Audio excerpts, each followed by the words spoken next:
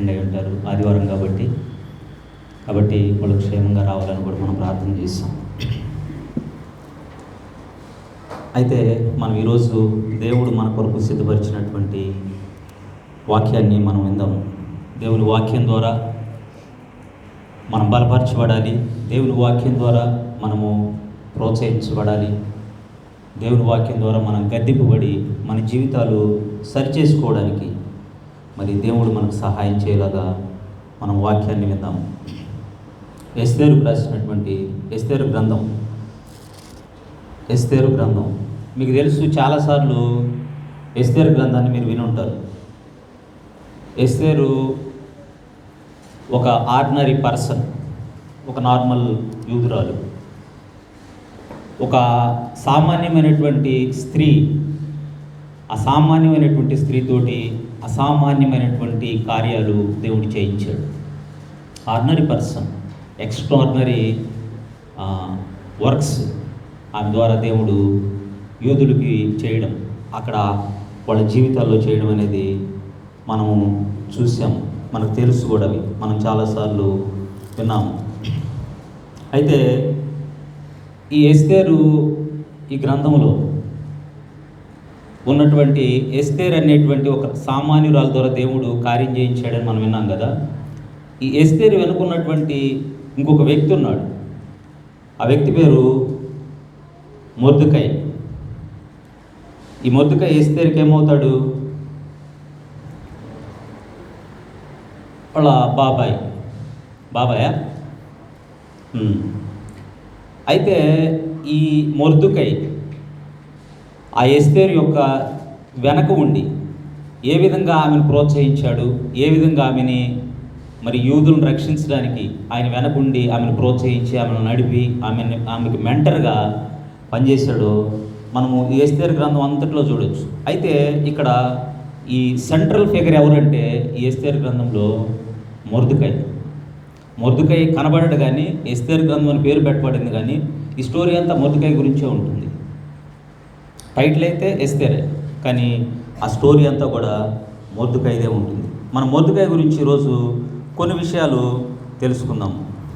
Mordecai అనే వ్యక్తి ఏ విధంగా దేవుని పనిలో పాలిభాగస్తుడై, ఏ విధంగా మరి ఆయనకు లోబడి జీవిస్తూ, ఆయన ఏ విధంగా దేవుని యొక్క సంకల్పాన్ని, దేవుడు ప్రతి వ్యక్తి మీద ఆయనకు ఒక సంకల్పం ఉంటుంది, ప్రతి వ్యక్తి మీద ఒక ఉద్దేశం ఉంటుంది, పర్పస్ ఉంటుంది. ఆ పర్పస్ని ఏ విధంగా ఆయన ఫుల్ఫిల్ చేశాడో మనం చూడవచ్చు అనమాట. నేను అంతా చదవట్లేదు, ఇదంతా చదవలేం కాబట్టి ఎక్కడ అవసరం ఉందో అక్కడే చదువుదాము. ఎస్తేరు గ్రంథం 2వ అధ్యాయము 5వ వచనంలో మనం చూసినట్లయితే 5వ వచనం ఎవరైనా చదవండి.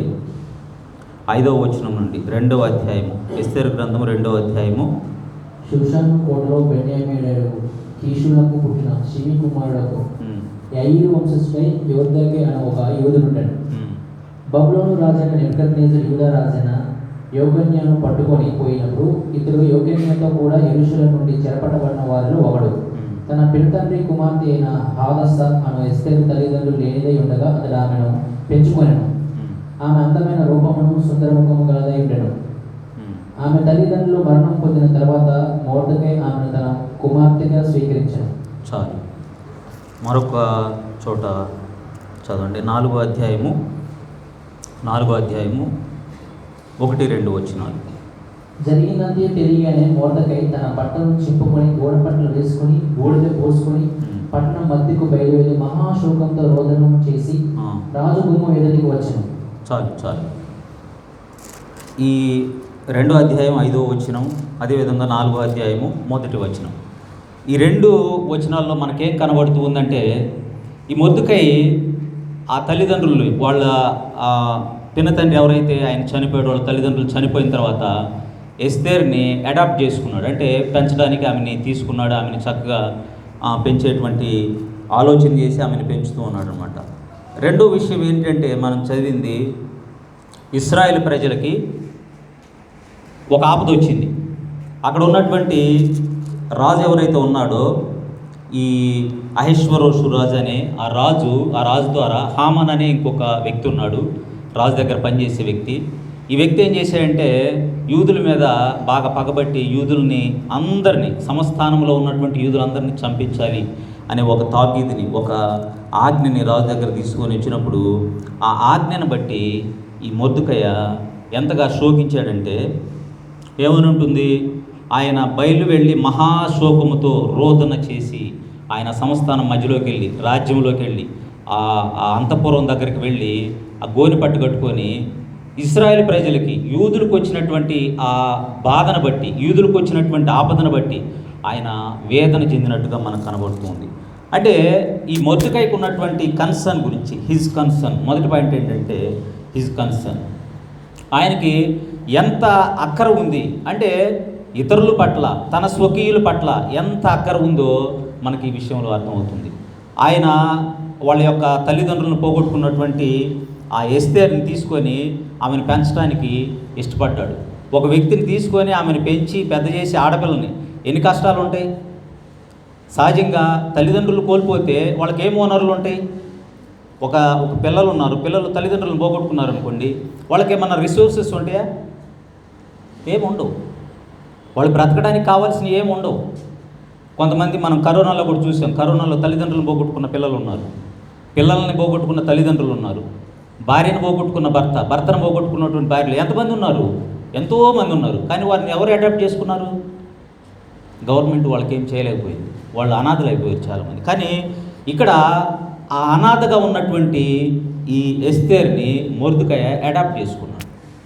అడాప్ట్ చేసుకొని ఆమెను పెంచడానికి ఇష్టపడ్డాడనమాట. అంటే ఏమి వనరులు ఉండవు, వాళ్ళకి కావలసినటువంటి ఏ విధమైనటువంటి సహాయము, ఏ విధమైనటువంటి సపోర్టు లేనప్పుడు వాళ్ళ పట్ల జాలిపడి, ఆ కన్సర్న్, ఆ కనికరం, ఆ మంచి స్వభావం, ఈమెను తీసుకొని పెంచాలి, ఈమెకి ఎవరు దిక్కులేరు, ఈమెను పోషించాలి, ఈమెను సంరక్షించాలనేటువంటి ఒక మంచి ఆలోచన కలిగినటువంటి వ్యక్తి ఈ మొర్దెకై.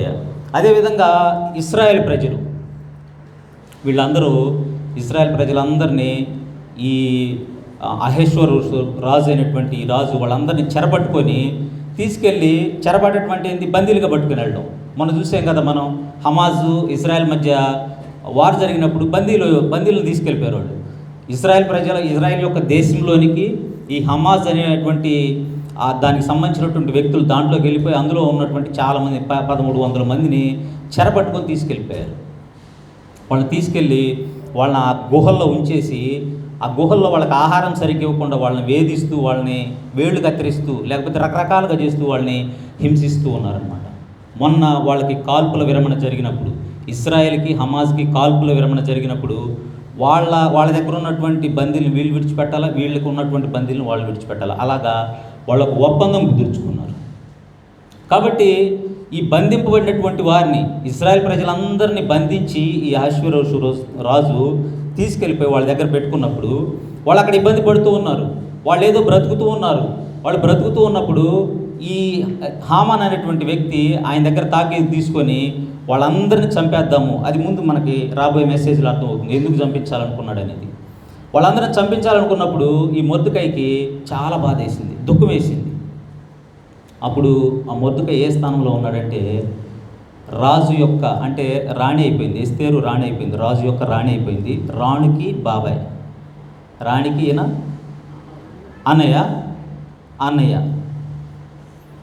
అవుతాడు. అంటే రిలేటివ్. రాణి యొక్క రిలేటివ్ అంటే ఆయనకి ఎంత ఇన్ఫ్లుయెన్స్ ఉంటుంది, ఆయనకేం కొదువు ఉంటుంది, ఆయనకేం ఇబ్బంది ఉంటుంది. ఆయన బయటకు వస్తే గౌరవం దొరుకుతుంది, ఏది కావాలంటే ఆ సదుపాయాలు దొరికిపోతాయి, ఏం కావాలన్నా కూడా ఆయనకు దొరికిపోతాయి. రాణి యొక్క బంధువు అంటే ఏమైనా దొరికిపోతాయి కదా. ఇవాళ మనం చూస్తూ ఉన్నాం కదా, మంత్రి అయితే మంత్రి కన్నా మంత్రి భార్యకి ఎక్కువ ఇన్ఫ్లుయెన్స్ ఉంటుంది, ఆమెకు గౌరవం ఎక్కువ ఉంటుంది, ఆమెకు ప్రోటోకాల్ ఎక్కువ ఉంటుంది కదా, అంతే కదా. అంత ఇప్పుడు ఈ రాణి యొక్క బంధువుకి ఎంత ఇన్ఫ్లుయెన్స్ ఉంటుంది, కానీ ఆయన ఎందుకు ఆడవాలా? నేను బాగానే ఉంటాను కదా, రాజు యొక్క ఆజ్ఞ వచ్చింది, నన్ను చంపడు కదా, ఎస్తేరుని చంపడు కదా, ఎస్తేరు రాణిగా ఉంది కదా. మరి వాళ్ళందరూ చచ్చిపోతారు, నాకేమైంది, నా పొజిషన్ బాగుంది కదా, నేను బాగున్నా కదా, నాకేం అంత కన్సర్న్ నాకెందుకు అని మొర్దెకై అనుకోలేదు. మొర్దెకై ఎందుకు అనుకోలేదంటే, అనుకోకపోవడానికి కారణం ఏంటంటే ఆయన యూదుడు, ఆయన దేవుని బిడ్డ. దేవుని బిడ్డకు ఉండేటువంటి ఆ కన్సర్న్, ప్రభు అయిన యేసుక్రీస్తు యొక్క మనసు, ప్రభు అయిన యేసుక్రీస్తు యొక్క తత్వం, ప్రభు అయిన యేసుక్రీస్తు యొక్క ఆలోచన, స్వభావం ఆయనలో ఉన్నాయి. ప్రభు అయిన యేసుక్రీస్తుకి ఎవరు ఆ మనసు ఎలా ఉంది అంటే ఆయన కొరకు వచ్చాడా ఈ లోకానికి? ప్రభు అయిన యేసుక్రీస్తు ఈ లోకానికి ఆయన కొరకు వచ్చాడా? ఆయన బ్రతకడం కోసం వచ్చాడా? లేకపోతే ఆయన రక్షణ పొందడానికి వచ్చాడా? కాదు కదా. పాపం చేసి మనుషులందరూ పాపం చేసి పాపంలో పడిపోయినప్పుడు ఆ పాపుల కొరకు, నా కొరకు ఆయన ఆ లోకాన్ని విడిచి, పరలోకాన్ని విడిచి ఈ లోకానికి నా కొరకు వచ్చాడు. ఆయన మన గురించి వచ్చాడు, ఆయన గురించి రాలేదు. తన్ను తాను అర్పించుకున్నట్టుకు, నీ కొరకు నా కొరకు తన్ను తాను అర్పించుకోవడానికి ఏ విధంగా అయితే ఈ లోకానికి వచ్చాడో ఆయనకు ఆ కన్సర్న్ ఉంది. మనుషులందరూ రక్షణ పొందాలని కన్సర్న్ ఉంది. మనుషులందరూ పాపం యొక్క ప్రభావానికి గురయ్యి ఆ ప్రమాదంలో పడిపోకుండా ఆ ప్రమాదం నుంచి తప్పించబడాలనే కన్సర్న్ ప్రభు అయిన యేసుక్రీస్తుకు ఉంది. ఆ స్వభావం యూదుడికి ఉంది. ఆయన ఎందుకంటే ఇజ్రాయెల్ ప్రజలందరూ దేవుని చేత ఏర్పరచబడ్డటువంటి జనం కదా. ఇజ్రాయెల్ ప్రజలందరూ ఈ లోకంలో ఉన్నటువంటి జనాంగాలందరి మధ్యలో నుంచి వాళ్ళు ప్రత్యేకపరచబడినటువంటి జనం కదా, దేవుని బిడ్డలు కదా, దేవుని స్వకీయ జనులు కదా, దేవుని జ్యేష్ఠ కుమారుడు కదా. కాబట్టి ఆ దేవుని వీళ్ళు విశ్వసిస్తున్నారు కదా, ఆ దేవుని వెంబడిస్తున్నారు కదా, ఆ స్వభావాన్ని కూడా వీళ్ళు అందిపుచ్చుకున్నారు. ఆ స్వభావాన్ని బట్టి ఆయన కన్సర్న్ ఈమెని పెంచాలని, అంటే తన స్వకీయుల పట్ల ఆలోచిస్తున్నాడు, అలాగే తన స్వజనం పట్ల కూడా ఆలోచిస్తున్నాడు. మనము 1 తిమోతి 5:8 చూస్తే ఏమని ఉంటుంది? 1 తిమోతి 5:8 స్వకీయుల విశేషంగా తన ఇంటి వారిని సంరక్షించకపోయిన యెడల వాడు విశ్వాస త్యాగం చేసిన వాడే అవిశ్వాసి కన్నా చెడ్డవాడై ఉండడు. చాలు, అవిశ్వాసికైనా చెడ్డవాడై ఉండడు. ఎవడైనను తన స్వకీయులను విశేషముగా తన ఇంటి వారిని సంరక్షింపకపోయిన యెడల, తన స్వకీయుల పట్ల కనీసము ఆ కన్సర్న్ లేకపోతే వాడు ఎలా ఉంటాడంట? వాడు విశ్వాస త్యాగం చేసిన వాడవై అవిశ్వాసి కన్నా చెడ్డవాడై ఉండును. అవిశ్వాసి అంటేనే చెడ్డోడు, అంతకన్నా చెడ్డగా ఉంటాడంట. నీ ఇంటి వారు నువ్వు పట్టించుకోకపోతే, నీ ఇంట్లో వాళ్ళని నువ్వు సంరక్షించకపోతే, నీ ఇంటి వారి గురించి నీకు ఆలోచన లేకపోతే, ఇలా సహజంగా చూడండి, మన ఇంట్లో వాళ్ళతో అంటే అన్నదమ్ములు, వదినలు, లేకపోతే తోడికోడళ్ళు, లేకపోతే తోడళ్ళు, లేకపోతే ఇలాంటి రిలేషన్స్లో ఉన్నప్పుడు, అంటే రక్త సంబంధికులుగా ఉన్నప్పుడు వీరి మధ్యలో బంధాలు స్ట్రాంగ్గా ఉంటాయా? వీళ్ళ మధ్యలో బంధాలు స్ట్రాంగ్గా ఉండవు. వీళ్ళ మధ్యలో ఎప్పుడు గొడవలు ఉంటాయి. ఒకరి పట్ల ఒకరికి ద్వేషం ఉంటుంది, ఒకరి పట్ల ఒకరికి సరైనటువంటి ప్రేమ ఉండదు. పక్క వాళ్ళతో బాగుంటారు, వేరే వాళ్ళతో బాగుంటారు, సొంత వాళ్ళతో బాగోరు, సొంత రక్త సంబంధికులతో బాగుండరు. అందుకే యాకోబు అలాగ రాశాడు, స్వకీయులు, మీరు ఒకవేళ మీ తన స్వకీయులను విశేషంగా తన ఇంటి వారిని సంరక్షింపకపోయిన యెడల, మన ఇంట్లో వాళ్ళు, మన తల్లిదండ్రులు, లేకపోతే మన అన్నదమ్ములు, లేకపోతే మన బ్లడ్ రిలేషన్లో ఉన్నటువంటి వాళ్ళు, కనీసం వాళ్ళకి ఏదైనా అవసరమైతే వాళ్ళకి ఇవ్వగలిగే స్థితి, ఒకవేళ వాళ్ళకి ఏమైనా చేయగలిగే స్థితి, ఆ కన్సర్న్ ఒక బిలీవర్గా, వాళ్ళంటే దేవుణ్ణి నమ్ముకోలేదు అనుకోండి. కొంతమంది దేవుణ్ణి నమ్ముకొని ఉంటారు. వాళ్ళు దేవుణ్ణి నమ్ముకోలేదు కాబట్టి వాళ్ళకి తెలియదు.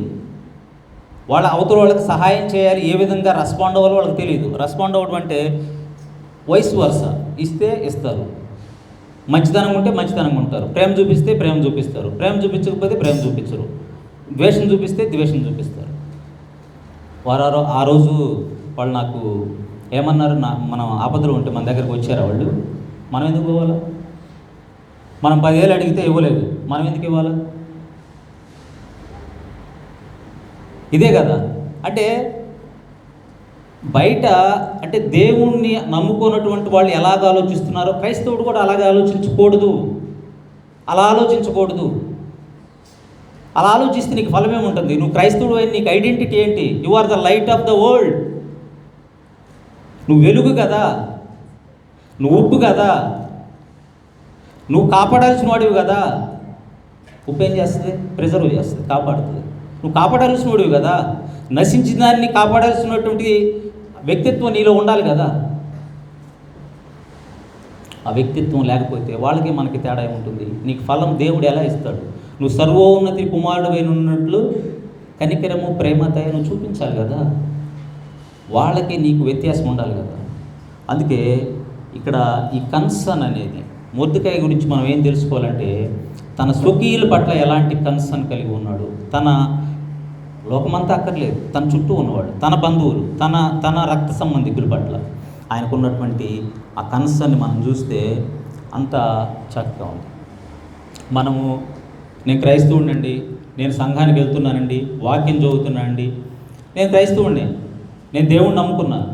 కానీ నేను నమ్ముకున్నటువంటి దేవుడు, నేను నమ్మినటువంటి దేవుడు నాకు చూపించినటువంటి ప్రేమ, ఆ ప్రేమ నువ్వు ఎలా చూపిస్తున్నావు? అవతల వాళ్ళ పట్ల ఎలా చూపిస్తున్నావు? బైబిల్ చదువుకోండి బ్రదర్, సంఘానికి వెళ్ళండి, ప్రార్థన చేసుకోండి. మాటలేనా? మాటలుగా ఉండకూడదు కదా. వాడు విశ్వాసమును ఏమంటున్నాడు? తిమోతిలో ఏమంటున్నాడు? వాడు అవిశ్వాసి కన్నా చెడ్డవాడై ఉండును. విశ్వాసం ఎలా ఉండాలి? అంటే విశ్వాసం అంటే మరి ఆ ప్రేమ ఉండాలి. ఆ ప్రేమ క్రియాశీలకంగా ఉండాలి. ఆ ప్రేమ ఎలా ఉండాలి? పనిచేసేదిగా ఉండాలి. క్రియ లేని విశ్వాసం మృతం.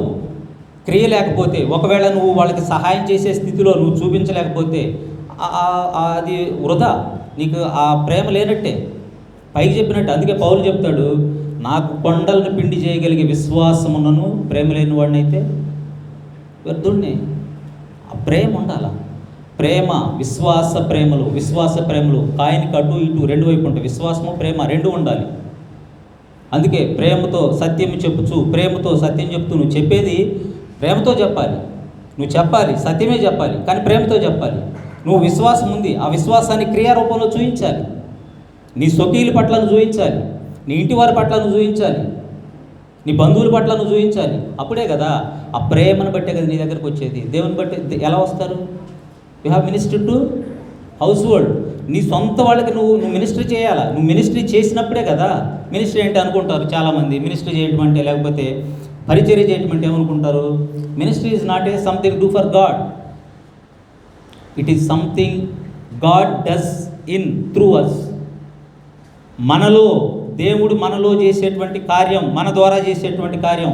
మనకు దేవుడికి చేసే పని లేదు. దేవుడికి మనం చేయటం ఏంది? దేవుడు మనలో చేశాడు, మన ద్వారా చేస్తాడు. దేవుడే చేసేది మొత్తం మన ద్వారా చేస్తాడు. ఇప్పుడు ఈ మొర్దెకై రక్షింపబడ్డాడు. ఈయన ఏం చేస్తున్నాడంటే ఆమె కొరకు, వాళ్ళ స్వకీయుల కొరకు పనిచేస్తూ ఉన్నాడు. అందుకే మనకు కూడా చెప్తున్నాడు, మీరు ప్రేమ చూపించండి, మీరు వాళ్ళకి ప్రేమ చూపించండి, వాళ్ళ పట్ల విశ్వాసం చూపించండి, వాళ్ళ పట్ల సాత్వికత్వం చూపించండి, వాళ్ళని గెలవండి, ప్రేమతో గెలవండి. మనం మినిస్ట్రీ చేయడం అంటే, మనం పరిచర్య చేయటం అంటే దేవుడు మనలో చేశాడు కాబట్టి మన ప్రేమను, మనలో చేసినటువంటి కార్యాన్ని ఇతరులకు చెప్పడమే. దేవుడి కోసం ప్రత్యేకంగా నువ్వు చేసేది కాదు కదా. మత్తయి సువార్తలో ఒక వ్యక్తి, దైవలు పెట్టినటువంటి వ్యక్తి రక్షింపబడిన తర్వాత, ఆయన దేవుడి దగ్గరికి వచ్చిన తర్వాత ఆయన వెళ్ళి అనేక మందికి చెప్తాడు. ఏమని చెప్తాడంటే, యేసుక్రీస్తు ఆయనకు ఒకటే మాట చెప్తాడు, నువ్వు మీ ఊరికి వెళ్ళిపో, మీ ఊరికి వెళ్ళి నీకేం జరిగిందో చెప్పు. నువ్వు నా గురించి చెప్పనవసరం లేదు, నీకేం జరిగింది, నీలో ఈ మార్పు ఎందుకు వచ్చిందని అడిగితే నీకేం జరిగిందో చెప్పు. నాకేం జరిగిందో నేను నా బంధువుల దగ్గర చెప్పాలా, నాకేం జరిగిందో నా స్నేహితుల దగ్గర చెప్పాలి. ఆ కన్సర్న్ మనకు ఉండాలనేది ముఖ్యంగా ఇక్కడ ఈ మొర్దెకై యొక్క వాక్యం ద్వారా మనం తెలుసుకోబోతున్నాం. అబ్రహాము ఆదికాండంలో ఉంటుంది. ఆదికాండం 18వ అధ్యాయంలో అబ్రహాము దేవుడు వచ్చినప్పుడు లోతు గురించి అడగాల్సి వచ్చినప్పుడు, అంటే సొదొమ గొమొర్రా పట్టణాలని నాశనం చేయబోతూ ఉన్నప్పుడు అబ్రహాం దేవునితో ఒక విన్నపం చేస్తాడు. ప్రభువా, మరి అక్కడ ఒకవేళ 50 మంది నీతిమంతులు ఉన్నారనుకో, మీరు రక్షిస్తారా? ఒక మాట ఉంటుంది, చూపిస్తాను. ఆదికాండం 18వ అధ్యాయం చూడండి, 18:26. 18:26 ఆదికాండము 18:26. ఒకవేళ 50 మంది ఉన్నారనుకోండి, మీరు రక్షిస్తారా? ఒకవేళ ఒక 5 తక్కువ అయితే మీరు అక్కడ కాపాడుతారా వాళ్ళని? ఒకవేళ 30 మంది ఉంటే మీరు కాపాడుతారా? 20, 10 మీరు కాపాడుతారా? ఎందుకు ఇంతగా ఆయన బతిమలాడుకుంటున్నాడు? ఎందుకు బతిమలాడుతున్నాడు ఇంతగా? లోతు గురించి ఎందుకు ఇంత బతిమలాడుతున్నాడు దేవుణ్ణి? ఇంత ప్లీడింగ్ చేస్తున్నాడు, బతిమలాడుతున్నాడు, ప్రభువా ప్రభువా, ఒకవేళ 5 ఉంటే, ఒకవేళ 40 మంది ఉంటే, 30 మంది ఉంటే, 20 మంది ఉంటే, 10 మంది ఉంటే కాపాడుతావు, నువ్వు కాపాడుతావా? చూడండి 26 చదవండి. యెహోవా సొదొమ పట్టణంలో 75 మంది నీతిమంతులకు నాకు కనపడిన ఎడల వారిని బట్టి ఆ స్థలమంతటిని కాయుదునెను. అందుకు ఏమన్నాడు? 75 మంది నీతిమంతులు నాకు కనపడిన ఎడల వారిని బట్టి ఆ స్థలమంతటిని కాయుదును. వారిని బట్టి ఆ స్థలమంతటిని కాయుదును. ఎవరిని బట్టి? ఉన్న నీతిమంతులను బట్టి. ఆ నీతిమంతులను బట్టి నేను కాస్తాను. నిన్ను ఎందుకు పెట్టాడు? నీ కుటుంబంలో కొంతమంది హిందూ బ్యాక్గ్రౌండ్ నుంచి వస్తారు, కొంతమంది రకరకాల నేపథ్యాల నుంచి వస్తారు కదా. నిన్ను ఎందుకు రక్షించాడు? నిన్ను ఎందుకు పెట్టాడు ఆ ప్రదేశంలో? To minister them. వాళ్ళ పట్ల నీకు కన్సర్న్, స్వకీయుల పట్ల నీకు కన్సర్న్ ఉండాలి. స్వకీయులు నిన్ను దేవుని వద్దకు నడిపించాలి, నీ రక్త సంబంధికులు నీ దేవుని వద్దకు నడిపించాలి. అందుకే నిన్ను అక్కడ నాటాను, అందుకే నిన్ను అక్కడ రక్షించాను, నీ కుటుంబంలో రక్షించాను. నీ కుటుంబంలో నుంచి నీ ద్వారా అనేక మంది సంఘానికి రావాలి, అనేక మంది దేవుని వద్దకు రావాలి, నీ ద్వారా రావాలి. దేవుడు మనల్ని రక్షించి మన ద్వారా ఆ పరిచర్యం చేయించడానికి మనల్ని రక్షించాడు. కన్సర్న్ మనకు ఉండాలి. మనం రక్షింపడ్డాం, మనకేం ప్రాబ్లం లేదు, మనం సంఘానికి వెళ్తున్నాం, మనం దేవుని పొందుకుంటున్నాం, మనం క్షేమంగా ఉన్నాం, వాళ్ళు మన మాట వింటలేదు, మనం చెప్పింది వింటలేదు అనే నిర్లక్ష్య ధోరణి అక్కర్లేదు. కానీ ఈ మొర్దెకయ్య వాళ్ళకి కష్టం వచ్చినప్పుడు ఎంత రోదన చెందాడు, ఎంతగా ఏడ్చాడు, ఎంతగా దుఃఖించాడు అంటే, ఎంత బాధ వచ్చింది. వీళ్ళు నశించిపోతే ఎట్లా? వీళ్ళు నశించిపోకూడదు. నీ కుటుంబంలో వారు నశించిపోతుంటే వీళ్ళు నశించిపోతున్నారనే కన్సర్న్ మనకు ఉండాలి కదా. వీళ్ళు నశించిపోతే ఎక్కడికి వెళ్తారు? ఆరని అగ్నిగుండంలోకి వెళ్ళిపోతారనే కన్సర్న్ మనకు ఉండాలి కదా. ఆ కన్సర్న్ మనకు ఒకవేళ లేకపోతే మనము దేవుని బిడ్డలుగా మనం కన్సిడర్ చేయబడు, ఎలా అవుతాం? ఆ స్వభావమే మనకు లేనప్పుడు అవిశ్వాసి కన్నా చెడ్డవాడై, అవిశ్వాసి అంటేనే చెడ్డవాడు, అంటే తెలియనివాడు, దేవుడు తెలియనివాడు, దేవునికి వ్యతిరేకమైనటువంటి కార్యాలు చేసేవాడు, అంతకన్నా ఇంకా చెడ్డగా అయిపోయే పరిస్థితి. అలా ఉండటానికి వీల్లేదు. కాబట్టి మనము కన్సర్న్ కలిగి ఉండాలి. లూకా సువార్త 6వ అధ్యాయము 35వ వచనం. లూకా 6:35లో ఏముంటుందంటే 6:35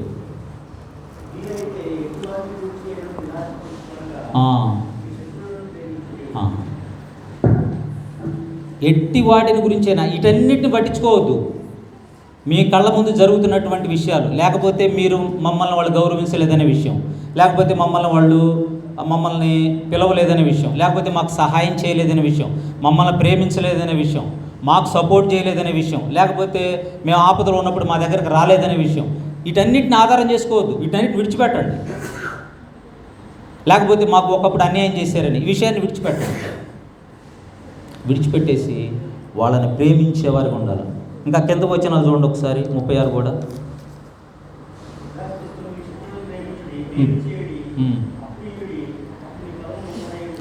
మేలు చేయండి, ప్రేమించండి, మేలు చేయండి, అప్పు ఇవ్వండి. అప్పు ఇవ్వకపోయినా పర్లేదులే, లేవు కాబట్టి ఉంటే ఇవ్వండి, లేకపోతే లేదు, అది వేరే. ప్రేమించండి, మేలు చేయండి. అది ఎవరి స్వభావం అంట? కింద చదవండి, కిందికి రండి. మీరు సర్వోన్నతులకు మాట్లాడింది ఆయన అర్థం ఎడల దుష్టుల ఎడల ఉపకారి ఉన్నాడు. కాబట్టి మీ తండ్రి కనికరం గలవాడై ఉన్నట్టు మీరును కనికరం గలవారై. మీ స్వభావం ఎవరిలాగా ఉండాలి? మీరు చెప్తున్నారు కదా మేము దేవుని బిడ్డలు అని. మీరు అప్పయిపోతే దేవుని బిడ్డలు కాకుండా ఏం పోరు. మీ దగ్గర లేవు కాబట్టి మీరు ఇవ్వలేదు. కానీ ప్రేమించవచ్చుగా, కనికరం చూపించవచ్చుగా, దయ చూపించవచ్చుగా కదా. అప్పుడు ఆ స్వభావం, దేవుని యొక్క స్వభావాన్ని మీరు రిఫ్లెక్ట్ చేస్తున్నారు. సుధాకర్ బ్రదరు మొన్న అన్నాడు, అన్న నేను మా ఇంటి దగ్గర ప్రార్థన పెట్టించుకుందాం అనుకున్నాను, నేను మారానని అక్కడ వాళ్ళందరికీ చెప్పాలి. నన్ను మార్చిన దేవుడు మార్చాడు, ఈ దేవుడు నన్ను మార్చాడు, నేను ఇలాగ ఉన్నానంటే ఆ దేవుడు కృపే, ఆయన నన్ను మార్చాడు. కాబట్టి మీరు కూడా మారండి, మీరు కూడా మారాలి, అనే ఆ తత్వాన్ని చూపించాలి అక్కడ. అంటే నేను మారాను, నేను గ్రేట్గా ఉన్నానని చెప్పడానికి కాదు, నన్ను మార్చిన దేవుడు మిమ్మల్ని మారుస్తాడు, మీరు దేవుని వద్దకు రండి అని ఆహ్వానించడానికి నేను అక్కడ పెట్టుకుందాం అనుకున్నాను. గుడ్ థాట్, మంచి ఆలోచన, ఎంత మంచి ఆలోచన. సో మనము కన్సర్న్ కలిగి ఉండాలి. మనము వినేవారిగా ఉండకుండా దాన్ని అనుసరించేవారుగా practice. You have to practice the word of God. దేవుని వాక్యాన్ని మనము విని వదిలేస్తే, మీరు రాసుకుంటారు కదా, చాలామంది డైరీలు తెచ్చుకున్నారు, రాసుకుంటారు కదా, మీరు మళ్ళీ చదువుతారా?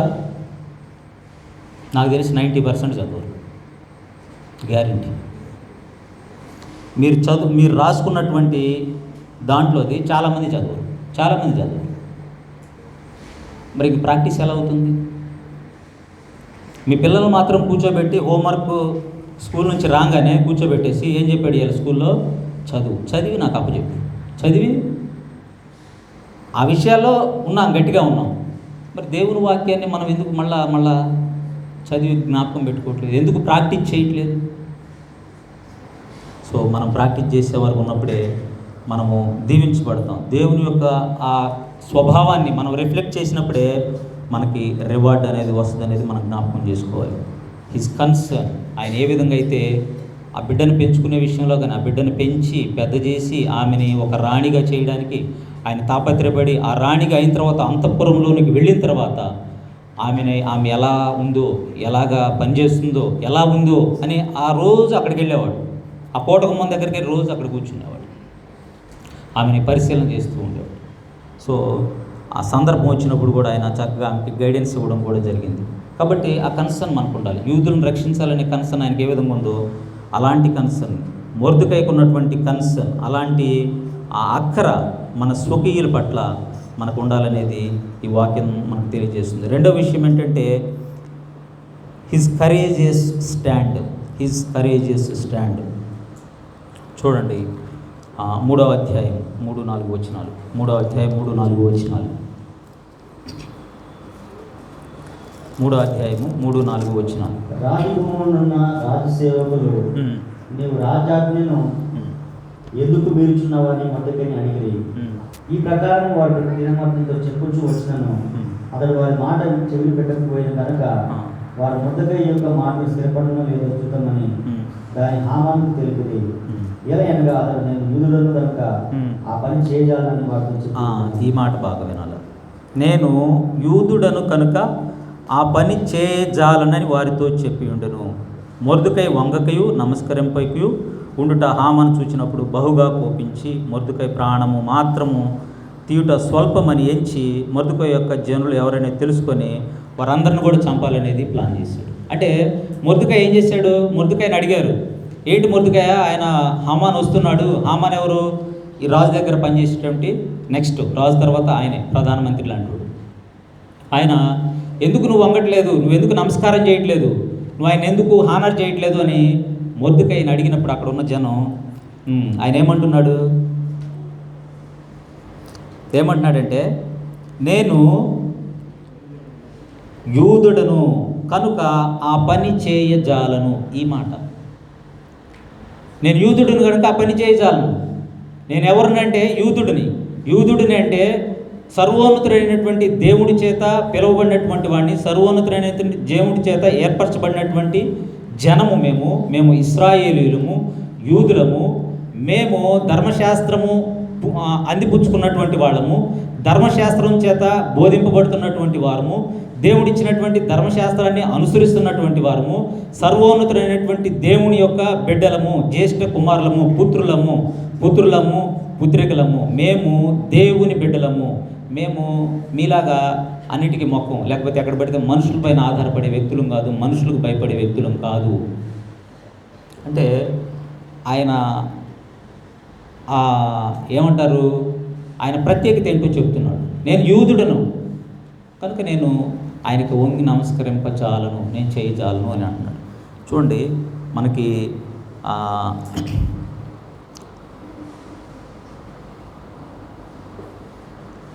అంటే ఈ సపరేషన్ లైఫ్ అనేది ఇంకొక వచనం కూడా చదవండి, 8వ వచనం చదవండి.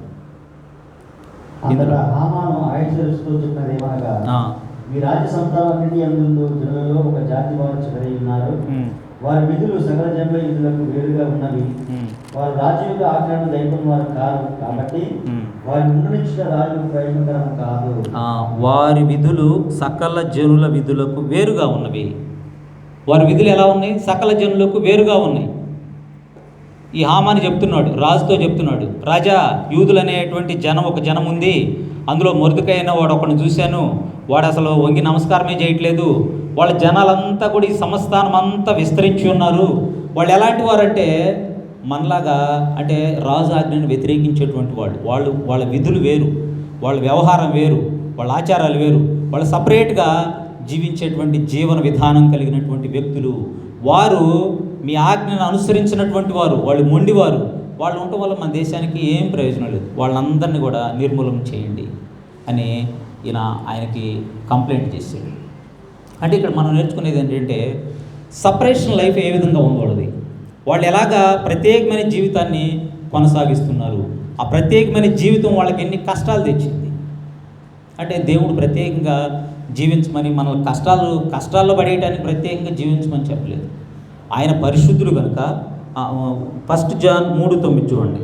1 జాన్ 3:9 ఆయన పరిశుద్ధుడు కనుక ఆయన ప్రత్యేకమైన జీవితాన్ని జీవించడానికి మనల్ని పిలిచాడు. ఆయన సర్వోన్నతమైనటువంటి దేవుడు కనుక, హోలీ గాడ్ కనుక మీరు కూడా ఆ పరిశుద్ధమైన జీవితాన్ని ఈ వక్రమైన జనంలో మీరు ఉండొద్దు, ఈ పాపపు లోకంలో మీరు ఉండొద్దు, ఈ పాపపు దుష్ట స్వభావం కలిగినటువంటి మనుషుల మధ్యలో నుంచి మీరు ప్రత్యేకంగా వచ్చి మీ జీవితాన్ని మీరు కొనసాగించండి అని ఆయన తెలియజేస్తూ ఉన్నాడు. సపరేషన్ లైఫ్ అనేది క్రైస్తవుడికి ఉండవలసిన ఆ విధానాన్ని మనం చూస్తాం ఇక్కడ. 1 జాన్ 3:9 దేవుని మూలంగా పుట్టిన ప్రతి వాణిలో ఆయన బీజం నిలిచింది కనుక వాడు పాపం చేయడు. వాడు దేవుని మూలంగా పుట్టిన వాడు కనుక పాపం చేయజాలడు. దేవుని మూలంగా పుట్టినవాడు కనుక పాపం చేయజాలడు. దేవుని ప్రభు అయిన యేసుక్రీస్తు వద్దకి రాకముందు మనందరం పాపులమే. అందరూ ఏ భేదము లేదు, అందరూ పాపం చేశారు. పాప స్వభావం కలిగినటువంటి వారు ప్రభు అయిన యేసుక్రీస్తు వద్దకు వచ్చినప్పుడు పాప క్షమాపణ పొందుకున్న తర్వాత, ప్రభు అయిన యేసుక్రీస్తుని ప్రభువుగా రక్షకుడుగా ఒప్పుకున్న తర్వాత అతడు పరిశుద్ధపరచబడుతున్నాడు. అతడు పరిశుద్ధుడు, పాపి కాదు. పాపం ప్రభు అయిన యేసుక్రీస్తు వద్దకు రాకముందు పాపి, వచ్చిన తర్వాత పరిశుద్ధుడు. మనం రక్షింపడిన పాపులు అని ఎవరు అన్నారు? కాదు. రక్షింపడ్డ తర్వాత నువ్వు పాపివి కాదు, నువ్వు పరిశుద్ధుడివి. రక్షింపడక ముందు నువ్వు పాపివి, రక్షింపబడ్డ తర్వాత నువ్వు పరిశుద్ధుడివి. అందుకే అపోస్తుడైనటువంటి పౌలు అంటాడు, కొరింథీలో ఉన్నటువంటి సంఘమునకు, అనగా ప్రభు అయిన యేసుక్రీస్తు నందు పరిశుద్ధపరచబడిన వారై పరిశుద్ధులుగా ఉండుటకు పిలువబడిన వారికి, మీరు పరిశుద్ధులు, మీరు ప్రత్యేకమైనటువంటి వారు, మీరు మిగిలిన జనం లాంటి వాళ్ళు కాదు. మీరు పరిశుద్ధపరచబడు, మీకు ఇవ్వబడింది నూతన స్వభావం ఇవ్వబడింది. ఇప్పుడు క్రీస్తునందు ఉన్నవాడు నూతన సృష్టి, నూతన స్వభావం ఆపాదించబడింది. ఆ నూతన స్వభావాన్ని కొనసాగించాలి, ఆ నూతనత్వాన్ని కొనసాగించాలి. పాపం చేసాం కదా, పాప స్వభావం మనలో ఉంటుందా? ఉంటుంది, కానీ అతను పాపి కాదు. పాపం చేసే స్వభావం ఉంటుంది, కానీ అతను పాపి కాదు. మీకు ఒక ఎగ్జాంపుల్ చెప్తాను. ఇప్పుడు స్వభావాన్ని బట్టి పంది తీసుకొచ్చి దాన్ని శుభ్రం కడిగేసి వదిలిపెట్టామనుకో, మురికి గుంత గడపడితే అక్కడికి వెళ్ళిపోతుంది. ఎందుకు వెళ్తుంది? దాంట్లో దానికి సుఖం ఉంది, దాంట్లో దానికి సంతోషం ఉంది. ఆ పంది దాంట్లో బయట దొరుకుతుంది, బయటికి రావడానికి మనం బయటికి తీసుకొచ్చినా మళ్ళీ దాంట్లోకే పోతుంది. పిల్లి ఉందనుకోండి, పిల్లిని మీరు తీసుకెళ్ళి దాంట్లో పడేశారనుకోండి, మీరు దాంట్లోనే ఉంటుంది. అది కావాలంటే మీరే చూడండి, మీ ఇంట్లో పిల్లి ఉంటే అందులో ఉండదు, అది బయటకు వస్తుంది. ఆ రెండిట్లో ఉన్నటువంటి స్వభావం ఏంటంటే, ఒకటేమో ఆ బురదలోనే సంతోషించడానికి ఇష్టపడుతుంది, రెండోది బురదలో అనుకోకుండా అది బయటికి రావడానికి ఇష్టపడుతుంది. ఒక క్రైస్తవుడు, ఒక పరిశుద్ధుడు ఒకవేళ పాపంలో పడిపోతే, పాప స్వభావం ఉంటుంది, ఈ శరీరానికి పాప స్వభావం ఉంది కనుక ఒకవేళ పాపంలో పడిపోతే, ఒకవేళ అనుకోకుండా పాపం చేస్తే, తెలియక పాపం చేస్తే, అవగాహన లేక పాపం చేస్తే, పరిస్థితుల దృష్ట్యా తెలియక మరి పాపం చేస్తే, ఆ పాపంలో ఎక్కువ కాలం కొనసాగడు, అతను బయటికి రావడానికి ఇష్టపడతాడు. అందుకే ఇక్కడ అంటున్నాడు, ఏమన్నా అంటే, దేవుని వలన పుట్టినవాడు పాపం చేయడు, చేయజాలడు. మొద్దుకాయ కూడా అదే చెప్తున్నాడు.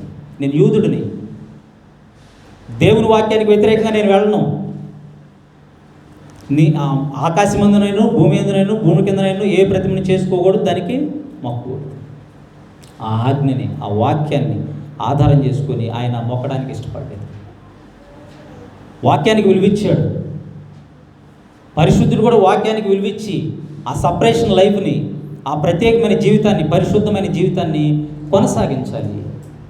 కొనసాగించినప్పుడే మనము దేవునికి ఒక ప్రత్యేకమైన జనంగా ఉంటాం, మనం క్రైస్తవులుగా ఉంటాం. లేకపోతే వాళ్ళకి మనకు తేడా ఏముంటుంది? ఒకవేళ మనం వాళ్ళతో పాటు పర్లేదు కదా, కాంప్రమైజ్ అయిపోయి ఇక్కడ. అందుకే అన్నాను ఈజ్ కరేజియస్ స్టాండ్. ఎందుకంటే ఆయన he refusal to compromise his principles. ఆ ప్రిన్సిపల్స్ని కాంప్రమైజ్ అవ్వడానికి రిఫ్యూజ్ చేశాడు. నేను వంగను, నేను నమస్కారం చేయను, నేను యూదుడను కనుక ఆ పని చేయజాలను, వ్యతిరేకించాడు. దాన్ని నిలబడ్డాడు, స్టాండ్ తీసుకున్నాడు. మనం ప్రత్యేకమైన జీవితాన్ని కొనసాగించినప్పుడు, లోకంతో మనం కలుస్తూ ఉన్నప్పుడు, లోకంతో మనం చిన్న విషయాలు, చిన్నదే కదా ఇది చేయొచ్చు, చిన్న ఈ పూజలో లేకపోతే ఇంకొక విషయాలు, వాళ్ళతో మాట్లాడే విషయాలు, వాళ్ళతో ఆలోచన కలుపుకునే విషయాలు, లేకపోతే వాళ్ళతో కలిసి పని చేయాల్సి వచ్చిన కాడ మన ప్రత్యేకతను మనం చూపించుకోకపోతే, అంటే నేను దేవుని ప్రత్యేకత అంటే నేను ప్రత్యేకమైన వాడిని కాదు, నేను దేవుని బిడ్డని, దేవుడు నాకేం చెప్పాడు ఆ ప్రకారంగా నేను ఉండడానికి ప్రయత్నం చేయాలి. ఒకవేళ కలిసిపోతే, కాంప్రమైజ్ అయితే, లోకంతో కాంప్రమైజ్ అయితే ఏమవుతుంది? లోకంతో స్నేహం, దేవునికి వైరం, దేవునితో వైరం తెచ్చుకున్నట్టే దేవునితో పెట్టుకుంటే ఏమవుతుంది? ఇబ్బందులు వస్తాయి. దేవునితో పెట్టుకుంటే ఇబ్బందులు వస్తాయి. ఒకవేళ దేవుని కోసం నిలబడ్డావు అనుకో, కాంప్రమైజ్ అవ్వకుండా దేవునితో నిలబడ్డావు అనుకో, నువ్వు ఆ ప్రత్యేకమైన జీవితాన్ని జీవించడానికి నిలబడ్డావు అనుకో, నీ పక్షాన దేవుడు ఉంటాడు. మన పక్షంలో దేవుడు ఉండగా మనకు విరోధే లేడు. నో ఎనిమి కష్టం ఒకటి రావచ్చు, కానీ వాడిని తొలగిస్తాడు దేవుడు. ఇక్కడ హామాన్ని దేవుడు తొలగించాడు. మీరు తర్వాత చదువుకోండి, చాలా చోట్ల ఉంది కాబట్టి అన్నీ నేను చదవలేను. మన పక్షాన దేవుడు ఉన్నాడు. మనకు విరోధి అనేవాడే లేడు, శత్రువే లేడు. ఉన్న వాడిని నిర్మూలన చేసే శక్తి దేవుడికి ఉంది. ఆ శక్తిని మనకు కూడా ఇస్తాడు దేవుడు. వాడిని ఎదిరించే శక్తిని కూడా మనకు దేవుడు కలిగిస్తాడు. కాబట్టి మనము దేవుని పక్షాన ఉండడానికి, అంటే పరిశుద్ధమైన జీవితాన్ని జీవిస్తూ దేవుని వాక్యాన్ని అనుసరిస్తూ ఆ స్టాండ్ తీసుకున్నప్పుడు దేవుడు మన పక్షాన ఉంటాడు, మనల్ని బలపరుస్తాడు, మనల్ని ముందుకు తీసుకువెళ్తాడు, ఆ ప్రత్యేకమైన జీవితాన్ని జీవించడానికి సహాయం చేస్తాడు. ఒకవేళ నువ్వు లోకంతో కాంప్రమైజ్ అయిపోతే, ఒకవేళ నువ్వు ఇతరులతో, క్రైస్తవులు కాని వారితో కాంప్రమైజ్ అయ్యి నీ జీవితాన్ని, నీ ఆలోచనల్ని, నీ క్రియల్ని వాళ్ళతో కలుపుకుంటే ఏమవుతుందంటే నువ్వు నష్టపోయే ప్రమాదం ఉంది. దేవునికి వ్యతిరేకంగా పనిచేస్తున్న వాడు అవుతావు. దేవునికి వ్యతిరేకంగా పనిచేస్తే అది మనకి దీవెనకరంగా ఉండదు, మనకు నష్టాన్ని తీసుకొస్తుంది. కాబట్టి మనం ఆ ప్రకారంగా మొర్దెకై ఏ విధంగా అయితే స్టాండ్ తీసుకున్నాడు, మొర్దెకై ఏ విధంగా అయితే ఆ కరేజియస్ స్టాండ్, ఒకవేళ ఆయన అలా నిలబడితే హామాన్ ఏం చేశాడు? తర్వాత ఏం మాట్లాడాడు? ఇక్కడ మనం 8వ వచనంలో చదివాం కదా. అంతటా హామాను అహష్వేరోషుతో చెప్పినదేమనగా, మీ రాజ్య సంస్థానములన్నిటి యందు జనుల్లో ఒక జాతికి చెందిన ఒక జాతి వారు ఉన్నారు. వారు విధులు సకల జనుల విధులకు వేరుగా ఉన్నవి. వారు రాజు యొక్క ఆజ్ఞను గైకోను వారు కారు, కాబట్టి వారిని ఉండనిచ్చుట రాజ్యమునకు ప్రయోజనం కాదు. ఇది దానికి ముందు అతని యొక్క ఆలోచన ఏంటంటే, మొర్దెకై ప్రాణము 6వ వచనంలో ఉంటుంది. 6వ వచనం, మొర్దెకై ప్రాణము మాత్రము తీయుట స్వల్ప కార్యము నుంచి మొర్దెకై యొక్క జనులు ఎవరైనా తెలుసుకొని వాళ్ళందరినీ, అంటే అలా స్టాండ్ తీసుకొని నిలబడటం వల్ల సమస్య వచ్చింది. మనకు కష్టం వస్తుంది, ఇబ్బంది వస్తుంది. మనం స్టాండ్ తీసుకొని కొంతమంది రమ్మంటారు. నన్ను ఒక ఆయన మా ఆఫీస్లో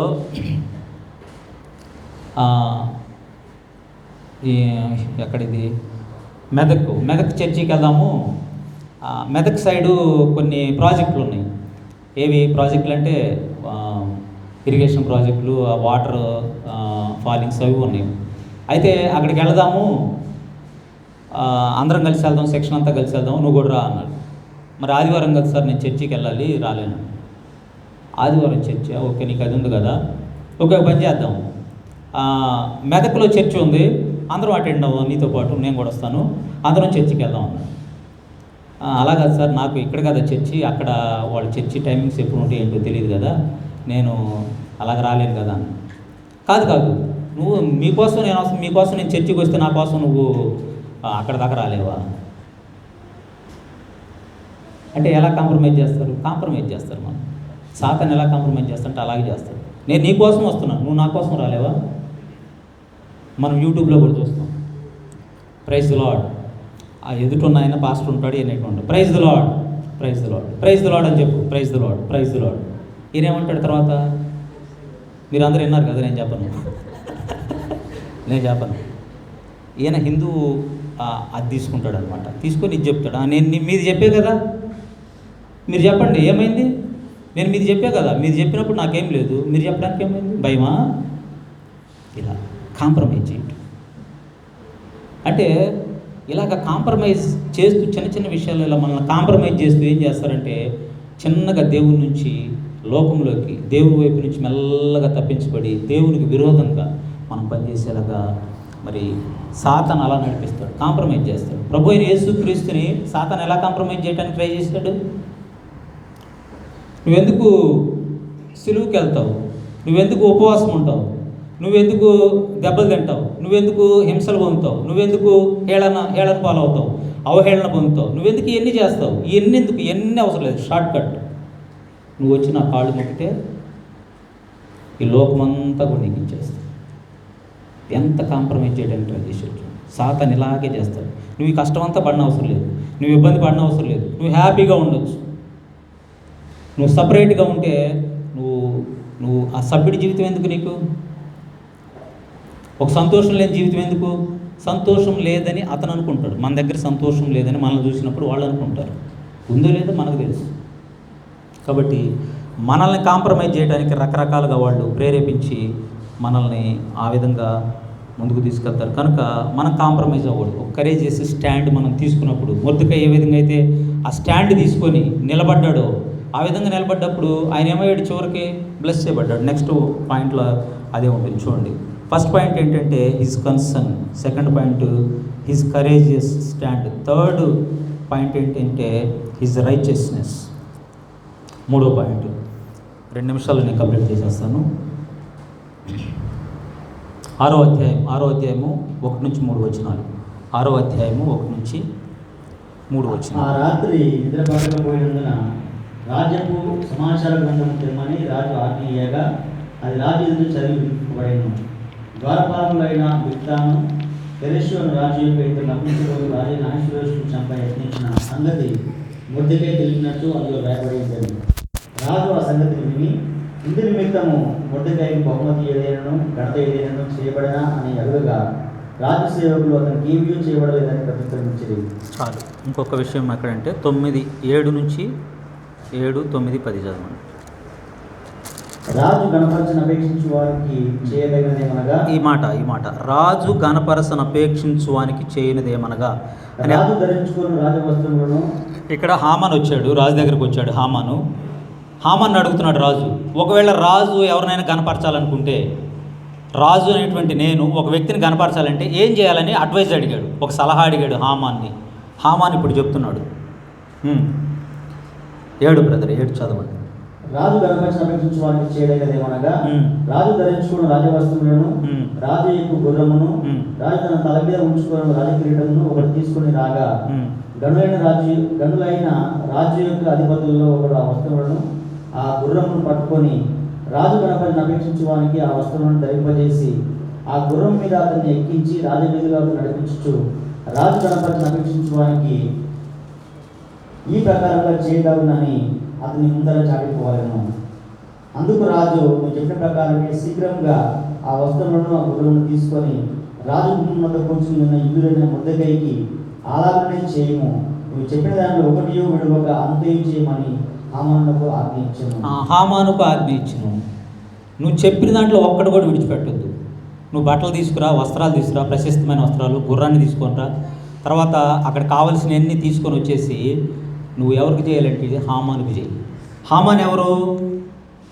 హామాను ఆయన్ని రక్షించినటువంటి వ్యక్తి. ఇది 6వ వచనంలో చూడండి. 6వ అధ్యాయంలో ముందు చదివాం కదా మనం. ఆ రాత్రి నిద్ర పట్టకపోయినందున రాజ్యపు సమాచార గ్రంథము తెమ్మని రాజు ఆజ్ఞేయగా అది రాజు ఎదుట చదివి వినిపిపోవడును. ద్వారపాలకులైన బిక్తాను తెరషును రాజు యొక్క ఇద్దరు నపుంసకులు రాజు అయిన అహష్వేరోషును చంప ప్రయత్నించిన సంగతి మొర్దెకై తెలిపినట్టు అందులో రాయబడి ఉండెను. వాళ్ళిద్దరూ రాజును చంపాలనుకున్నారు ఒకప్పుడు. ఆ విషయాన్ని మొర్దెకై రాజుకు చేర్చాడు. అది గ్రంథంలో రాయబడింది. ఈ గ్రంథంలో రాయబడినప్పుడు రాజు కొన్నాళ్ళ తర్వాత ఆ గ్రంథాన్ని తెప్పించుకొని చూశాడు. నన్ను ఒకసారి ఆ గ్రంథాన్ని చదువుతున్నప్పుడు ఈ పేజీ వచ్చింది, చూశాడు. చూసేసి ఈ విధంగా మొర్దెకై మరి నా ప్రాణాన్ని కాపాడాడు కదా, మొర్దెకైకి ఏమన్నా సహాయం చేసాము మనం, మొర్దెకైని ఏమన్నా ఘనపరిచాము మనం, మొర్దెకైకి ఏదైనా బహుమానం ఇచ్చాము మనం, నన్ను కాపాడాడు కదా, నా ప్రాణాలు కాపాడాడు కదంటే మనం ఏం చేయలేదు అన్నాడు అక్కడ పక్కన ఉన్న వ్యక్తి. అయితే హామాను పిలిపించాడు. హామాను పిలిపించి నేను ఒకడిని ఘనపరచాలనుకుంటున్నాను, ఒకడిని సన్మానించాలనుకుంటున్నాను, ఏం చేయాలంటే ఆయన లిస్ట్ అంతా చెప్పాడు. లిస్ట్ అంతా చెప్పిన తర్వాత ఈ లిస్ట్ ప్రకారం వాటిలో ఒక్కటి కూడా తక్కువ కాకుండా సమస్తము చేయని రాజు హామానుకు ఆజ్ఞాపించాడు. ఎవరికి చేయమనంటే మొర్దెకైకి చేయమని. మనము చేసేటువంటి అంటే అవర్ వర్క్ అల్టిమేట్లీ ఏమవుతుందంటే రికగ్నైజ్ ఒక నీతిమంతుడి యొక్క పని ఎప్పుడు కూడా అలాగ ఆగిపోదు. నువ్వేదైనా మంచి పని చేస్తే ఆ పని అలా ఉండదు, అది గుర్తింపబడుతుంది, అది రికార్డ్ చేయబడుతుంది. ఒకరోజు దేవుడు దాన్ని ఆ లిస్టును తీసి దాన్ని చదివి నీకు సహాయం చేస్తాడు, నిన్ను ఘనపరుస్తాడు. నీకు కావలసినటువంటి ఆ పేరుని నువ్వేదైతే నువ్వు ప్రయాసపడ్డావో నీ ప్రయాసాన్ని, నీ యొక్క క్రియని, నీ యొక్క కార్యాన్ని దేవుడు ప్రతిదీ రికార్డ్ చేసి పెడతాడనే విషయం జ్ఞాపకం చేసుకోవాలి. మొర్దెకై చేసినప్పుడు అది పుస్తకంలో రాయబడింది, అలా వదిలేయబడింది. 4 సంవత్సరాల తర్వాత అది తీయబడింది. తీసిన తర్వాత అప్పుడు రాజే చదివాడు. చదివి ఆయన అడిగి ఆయన గుర్తించి ఆయనకు సహాయం చేయడానికి సిద్ధపడ్డాడు, ఆయన గౌరవించడానికి సిద్ధపడ్డాడు. చూడండి, రోమపత్రిక 2వ అధ్యాయం 10వ వచనం అయిపోవచ్చింది. రోమపత్రిక 2వ అధ్యాయం 10వ వచనం. సత్క్రియ చేయబడి వానికి మొదట యూదునికి కూడా మహిమయు ఘనతయు సమాధానము కలుగును. మహిమయు ఘనతయు సమాధానము. సత్క్రియ చేయును, ఎవరైతే సత్క్రియ చేస్తారో వాళ్ళకి ఆ మహిమ, ఆ ఘనత అనేది తప్పకుండా దేవుడు సహాయం చేస్తాడు. ప్రోవర్బ్స్ 11:31 చూడండి, లాస్ట్ వర్స్. ప్రోవర్బ్స్ 11:31.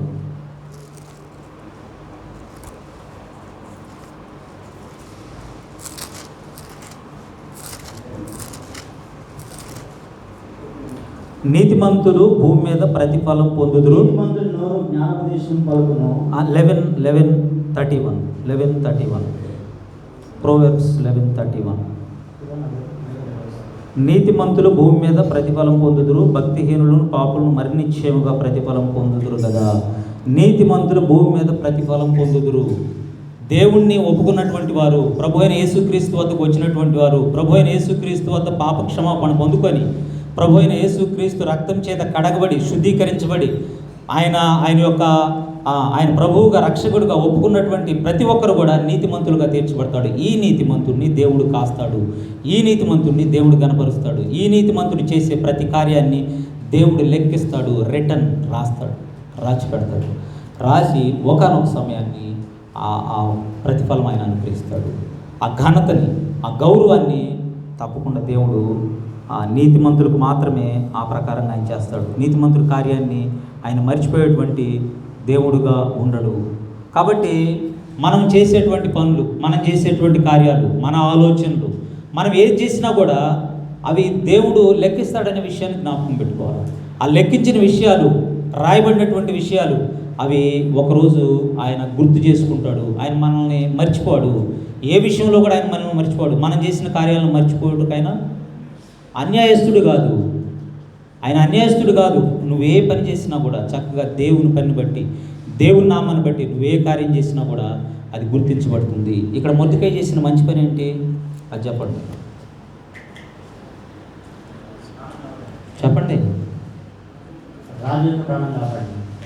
రాజు ప్రాణం కాపాడాడు. రాజు ఎవరు? ఈయన చెరబట్టుకొని వచ్చిన వ్యక్తి.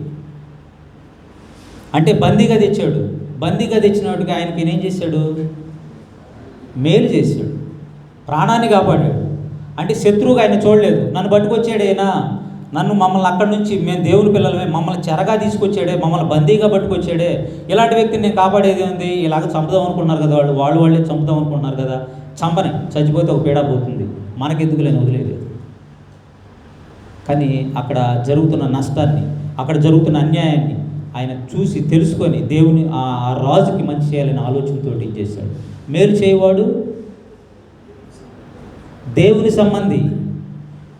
సంబంధి మేలు చేస్తాడు, దేవునికి చెందినవాడు మేలు చేస్తాడు. కాబట్టి మనం జ్ఞాపకం పెట్టుకోవాలి, మనం ఎవరికైనా మనం వాళ్ళ స్వభావాన్ని బట్టి కాదు మనం చేయాల్సింది, నీ స్వభావాన్ని బట్టి, దేవుడు నీకు ఇచ్చిన స్వభావాన్ని బట్టి, అవతలోడు వ్యక్తిత్వాన్ని బట్టి కాదు మన వ్యక్తిత్వం ఉండాల్సింది. దేవుని వ్యక్తిత్వాన్ని బట్టి నా వ్యక్తిత్వం ఉండాలి.